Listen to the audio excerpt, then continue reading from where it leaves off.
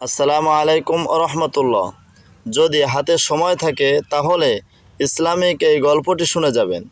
একদিন এক ফেরেশতা এক লোককে এসে বলল, আমি তোমার উপরে খুশি, তুমি যা চাইবে তাই পাবে, কিন্তু একটি শর্ত,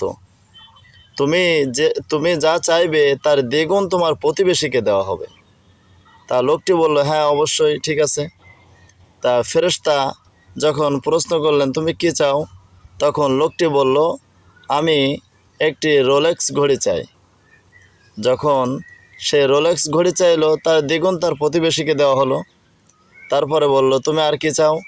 তখন লোকটি বলল, আমি একটি মার্সিডিজ গাড়ি চাই। তখন তাকে যা দেওয়া হলো তার প্রতিবেশীকে দ্বিগুণ দেওয়া হলো।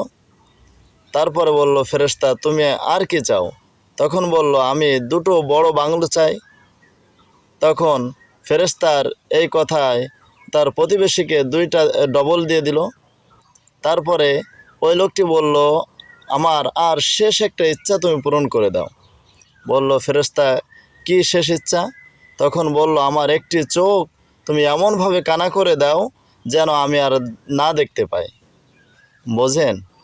যখন তার একটা চোখ কানা করে নিতে চাইলো, তার প্রতিবেশী দুইটা চোখ কানা হয়ে যাবে।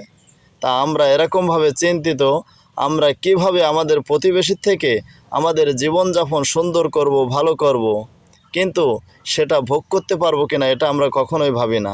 দেখেন, সে একটা চোখ কানা হয়ে গেলেও তার প্রতিবেশীর দুইটা চোখ কানা হয়ে যাবে, সে এটাই চায়। এই জন্য সবচেয়ে বড় কথা হচ্ছে, আপনার ভালো আপনার প্রতিবেশী চায় না। এই জন্য নিজেকে নিজেই অর্জন করতে হবে। আল্লাহ তাআলার একটি বাণী রয়েছে কোরআনুল কারীমের ভিতরে যে, তত সময় পর্যন্ত আমার বান্দাদের ভাগ্য পরিবর্তন হবে না যত সময় পর্যন্ত তাদের ভাগ্য তারা পরিবর্তন না করবে, যতক্ষণ পর্যন্ত তারা চেষ্টা না করবে। এই জন্য আপনাকে অবশ্যই সতর্ক থাকতে হবে এবং নিজের উদ্দেশ্য, নিজের যেদিকে টার্গেট, সেটা আপনাকে সফল করতে হবে।